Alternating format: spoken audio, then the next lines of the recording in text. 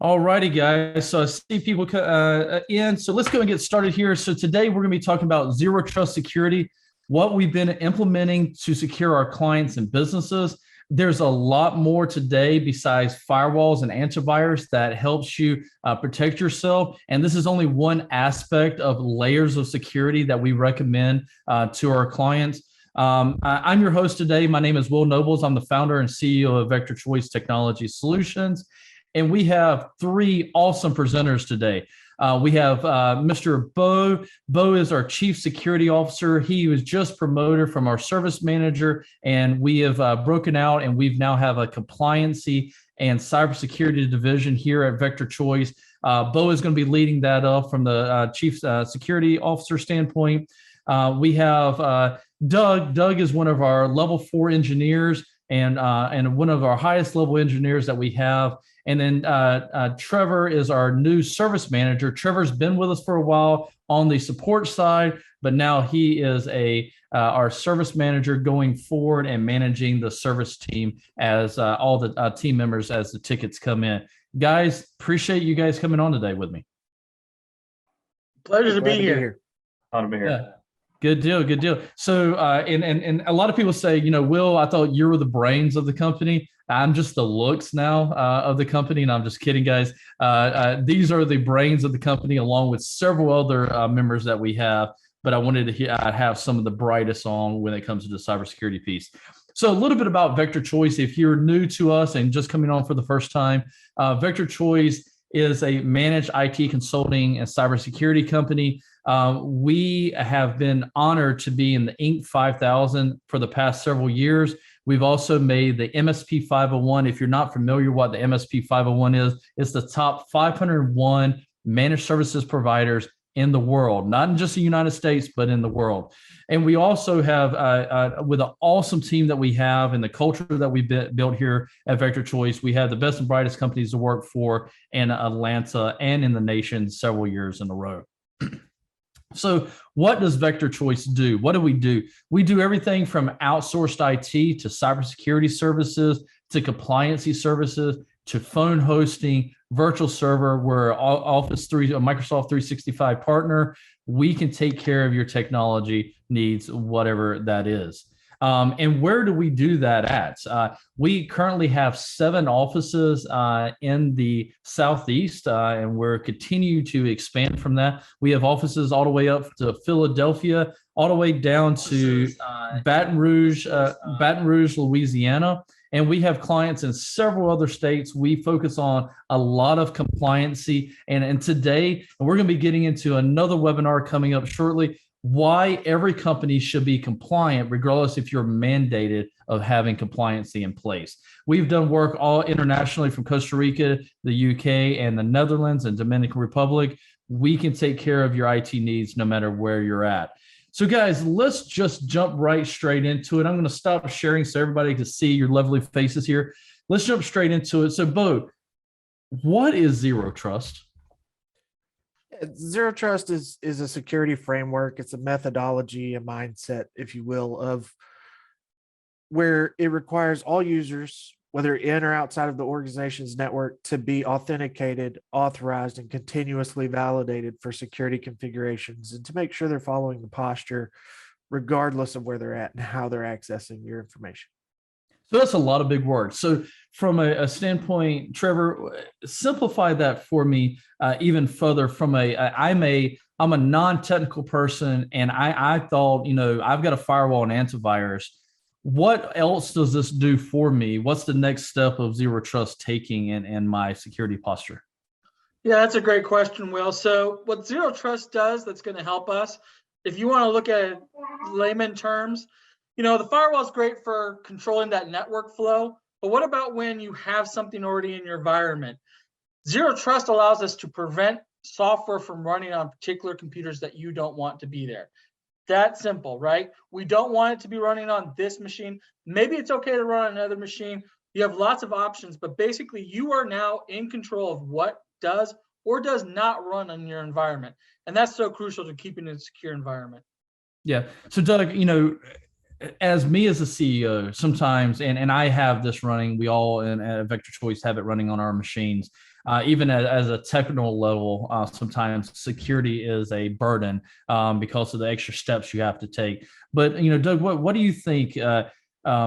What is the risk as me as the CEO if I didn't have a software like this running on my machine? What's the risk to the whole company and organization?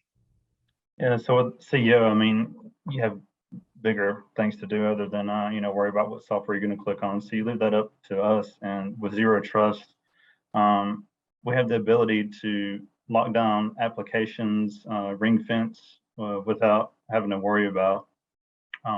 It's more of a proactive measure, is what I look at it as.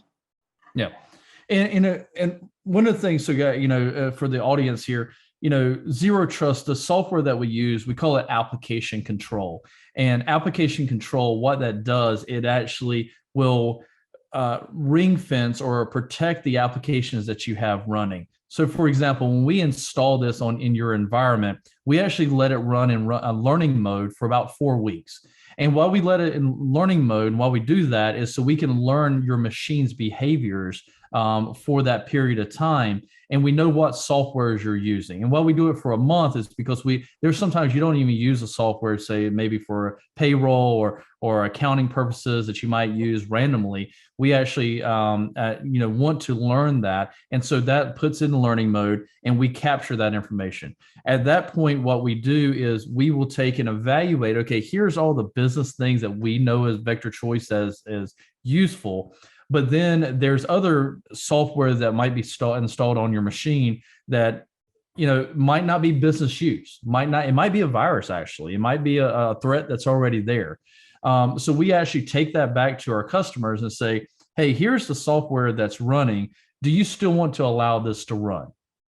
And then once we evaluate that, we can turn on the deny, and we allow all the applications that you approve in your company to run and deny everything else. And that means even using them or re-downloading those software. So, Bo, what's the cases, where, obviously security doesn't come without inconvenience, right? Where are some cases that what we do, it could cause inconvenience for a customer?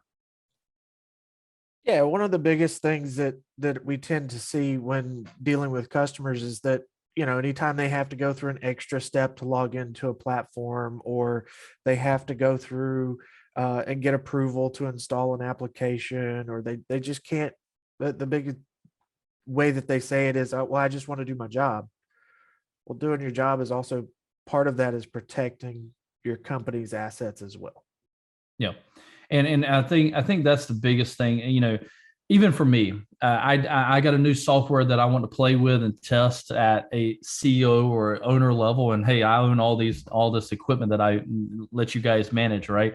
I don't want the inconvenience, but I think when I step back and I look at, even though I'm the CEO, doesn't mean I'm the smartest person in the company or I'm the most cybersecurity conscious person in the company either, regardless of what industry you're in. If I am the CEO and I click on something because, hey, us C-level people move a lot faster and we're doing 100,000 things, so we're more apt to click on that random email, that random pop-up, that download that random software.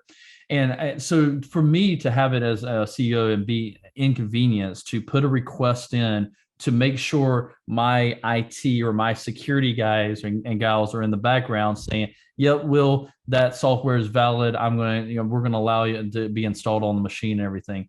To me, it's worth that to my customers and my employees and quite frankly, myself. Because in our case, I could be the big cybersecurity CEO and say, I don't need this I know everything that I click on, right? But if I get infected and I infect not just Vector Choice, I could technically infect all my clients and the people that's on this call. And I think, and you got to think, you as our customers and people here on the webinar, you have to think about what does that affect your employees, your business, and then also how can you affect your customers if you get a virus on your machine? So, any comments from any of you guys on that? I have a comment about that. You asked about like what that impact is for a C-level, right?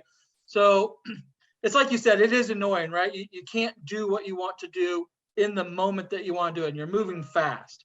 And that's annoying and that's frustrating for sure. But imagine if all of a sudden you have situations where people are doing something they shouldn't, and what that really means for you, such as your company is now down a week as you have to restore data. You are now facing lawsuits because people have been copying data that they shouldn't have been copying. For example, we can lock down USB ports using zero trust. That kind of security far outweighs that 5-minute inconvenience at the time you need it. And once we get it set up and verify its secure way of doing it, we can allow it. So it's not like you're going to have repeated situations for you as a specific case. So I think that's really important to think about is, yeah, it's frustrating. It's annoying to have those prompts and not be able to do stuff in the moment. But that security of knowing that you're not going to have these issues occur, I think as a C-level, that's what you got to be thinking about, right? I'm preventing lawsuits by doing this. I'm preventing data loss. I'm preventing a break in continuity of business because my business is now down for a week as we have to restore all this data and try to get things figured out. So I think that's where that comes out of the C-level. Yeah, Trevor, I want to break off a little bit what you said there about us able to, with the software, zero trust software, is to block USB ports. And some of the biggest concerns of a business owner, just like myself, is, I've got a Bo that sticks in a USB drive. He downloads all my client data and deletes it from the server and takes it onto a USB drive and leaves the company, right? So multiple factors there. One, I've now got data that is floating out there that shouldn't be. I've got an employee that has just stolen data. There's no way for me to prove it because if I just have firewalls and antivirus, I can't really prove that Bo is the person. There's a lot of things we have to do, but to prove that, but there's no way to prove it. And then, then I have to depend on, I hope my backups are working, right? So that's another layer, right? If you just took Bo just took all my data, now I've got to make sure to recover from backups, and then that's just something else. So if you can prevent the employee from sticking a USB drive in, or anybody, I can walk into a doctor's office, plug in a USB drive, throw some few keys, pull all their information down and walk out, right? Us technical, we can do that. And that's the risk that's out there, right? And that's legitimate. It literally happens all day, every day in so many different sectors where you have people that are copying data onto USB port, and not always maliciously, but a lot of times it is. Yeah, I actually have one client. This particular situation wouldn't affected this, but this is just one of many stories that we can share here. Is we actually had a client, and it's funny. I won't name anybody, but the person's on right now, and they had their CFO had all the passwords to all their servers. And the CFO changed the password, walked out, and wouldn't give them the passwords to their environment. Same thing. If they could, that same CFO could have stuck the USB drive in, downloaded everything, and walked out, not giving you passwords and not giving you your data back, right? And so risk can come from places that you don't expect it. You would trust initially, right? You trust everybody in most cases, and then verify. Sometimes you don't verify and then trust. And I think this helps you just eliminate that concern from theft of your data as a company. But on the flip side of it, and Doug, let's talk about this: is if I am, I'm at a trade show and I get a thumb drive and I want to stick it into my computer. And what's the chances of a random thumb drive not having a virus on it, Doug? Oh yeah, you gotta scan everything. Yeah, so that drive, sticking that drive in, that random drive, us able to block the USB ports, that random drive doesn't now spread a virus across your network. So it's the comprehensive view too. Yeah, definitely. So if anybody has any questions for anybody on the panel today, please put in the Q&A and we will answer those for you. We're trying to stay as high level as possible and not really try to go into the meats and potatoes of the cybersecurity world, but to give you a high level of why you should have this type of software. So, Bo, I think you and Trevor and Doug, you guys were talking about a few stories. I would love for you guys to share those with everybody of how this has helped and how is it inconvenience and how do you overcome that? So I'm going to first go over one where how it's helped or could have helped. I got called in to do incident response a couple of years ago for a client, and they had been completely ransomed. The threat actor got their entire backup system. They got access to all of their production environment. And this was an industrial complex. And so they got the only thing that was safe was their industrial control systems. And part of that is because we had been able to implement some of these zero trust framework items and application controls into the ICS environment, but they wouldn't let us do it in the production because it was any applications they wanted to run. If they were trying to do, install a new webcam or anything like that, they had to go through IT to get approval. And sometimes when IT's backlogged, an approval for a webcam install may take days to get to, right? And so that's inconvenient because you're having to wait for IT's backlog to get caught up or for them to get to your ticket. But then it's inconvenient because you can't just install it and go about your business and do what you need to do. Well, in this particular case, it cost the company, the ransom note was for a little over $5 million. The cost for us to come in and do the cleanup and rebuild their infrastructure from scratch because their backups were destroyed in the process, it cost them close to $1 million in recovery. And they were down for 2.5 weeks where they couldn't do any production whatsoever. So what size company was that? And a lot of people, if I'm a 5-person company and I'm down 2.5 weeks, that could shut me down. And heck, even if I'm 1,000-person company, that could technically shut me down and take me out of business. How big was that company? 250 endpoints, 10 servers, and 480 employees were unable to work for 2.5 weeks. So not that large, and in the scheme of businesses out there today, but a huge impact, because I think if you take all the salaries of the way you said 400 and some, you take all those salaries sitting around for 2.5 weeks and not able to do anything, plus the ransom, plus the work that you had to pay, it'd be a lot cheaper to have the inconvenience, put a zero trust software in and have the inconvenience of having that. Absolutely. Yeah.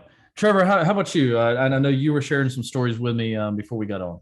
Yeah, and I think my scenario that I have seen and just absolutely numerous times, I'm sure there's people here that have experienced similar situations because this happens so often. You see this a lot in small businesses and medium-sized businesses where you have that star employee, right?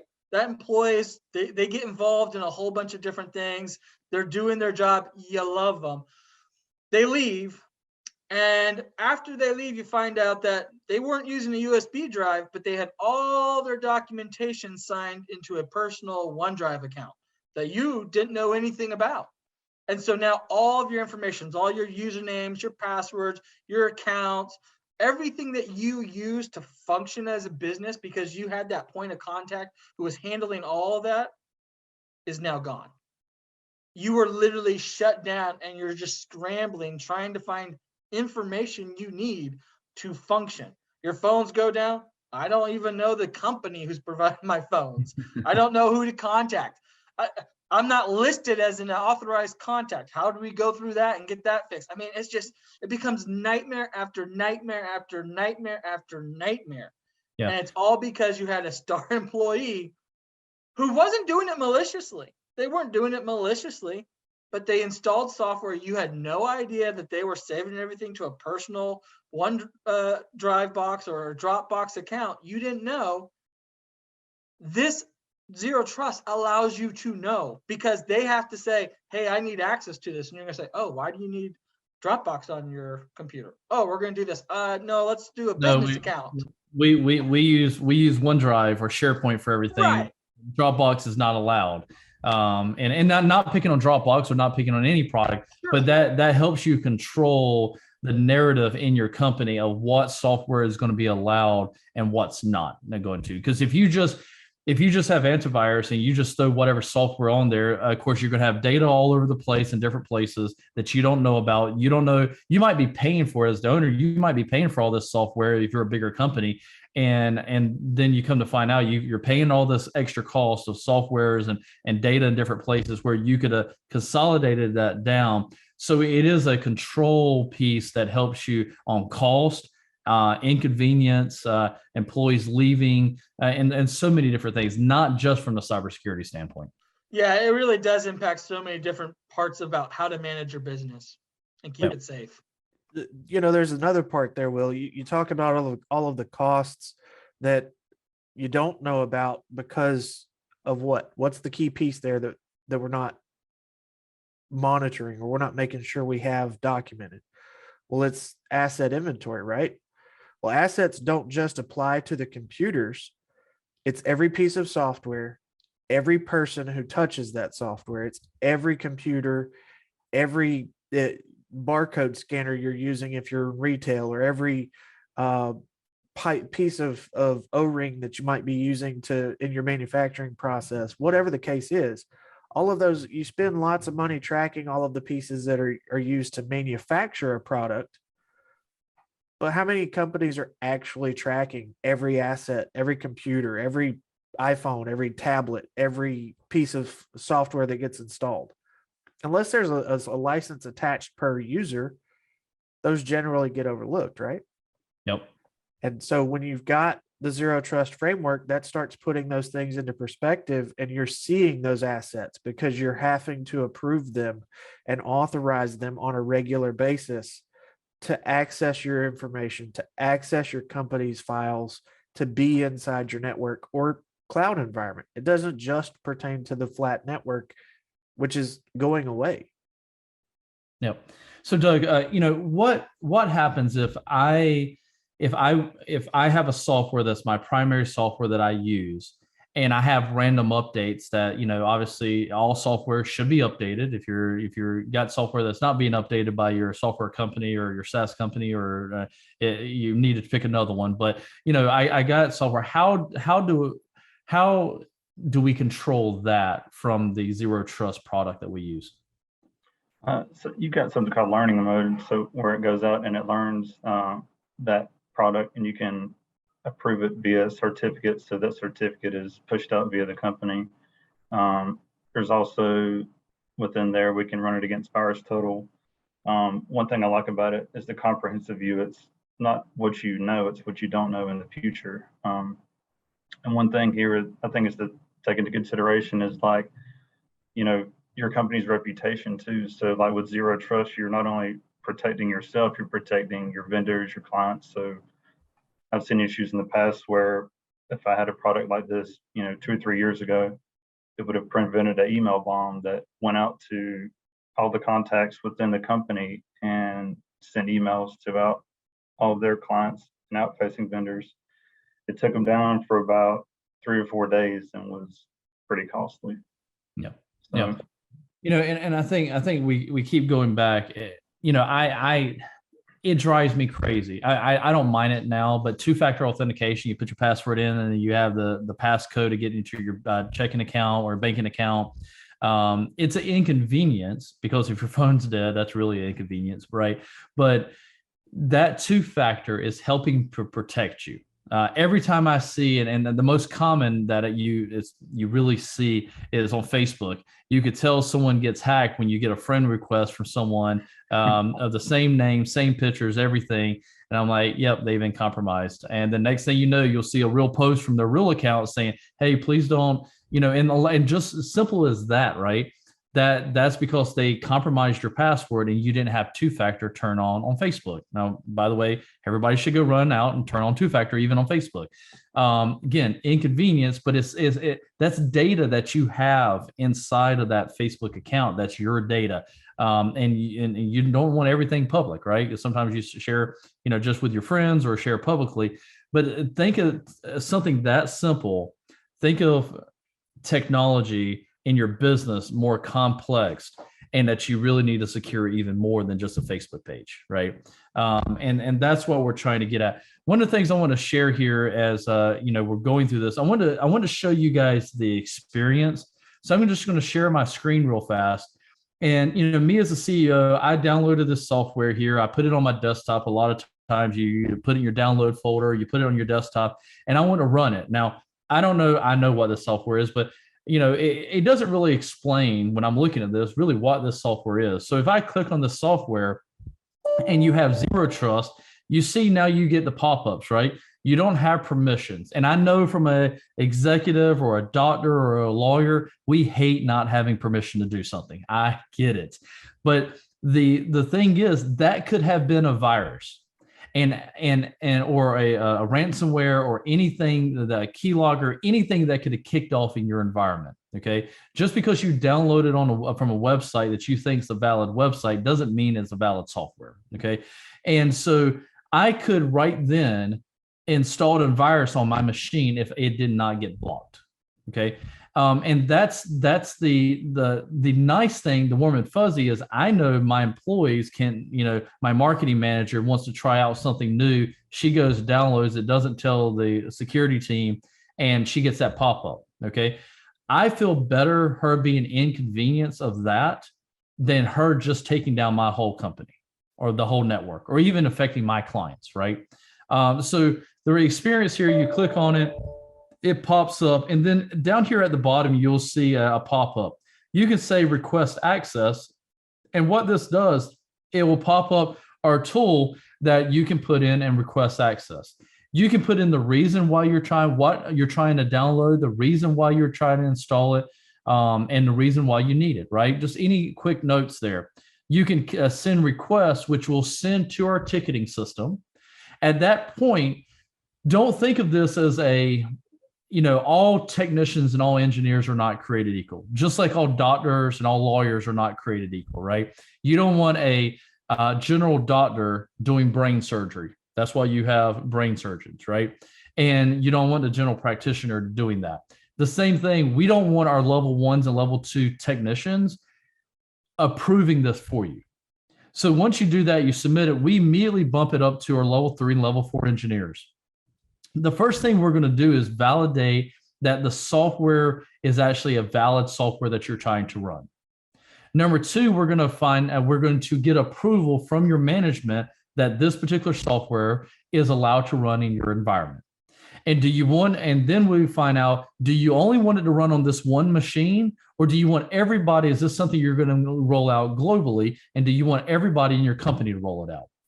Then the engineers will write a package application, ring fence it, make sure it's secured, and get that up and going. Then you can download it. Now, the process of this takes a little bit longer because we have to trust and verify the software. We're not just troubleshooting an issue, we're verifying the security aspect of it. So, and I personally don't do this, but Doug, Bo, and can you guys talk a little bit about what you guys are verifying in the background when we get a request like this? So one of the biggest things that we do when we get these requests is we actually take that software application. When that request comes through, it automatically attaches a copy of whatever application you're trying to run. We then put that in a sandbox that tracks everything that gets changed when the application runs. And we measure that against baselines of what that application is expected to do. And we can ensure that those are legitimate changes that are expected for that application to run, and that it's not trying to do anything malicious in the background.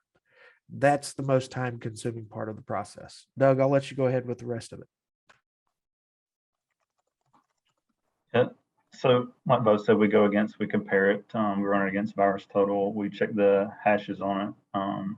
We check it against other executables within that environment. And then we run unified audits against the company to make sure that that application, say if it was being used on other computers, we want to make sure that that application was either just specific to that computer. We compare it against other devices within that organization.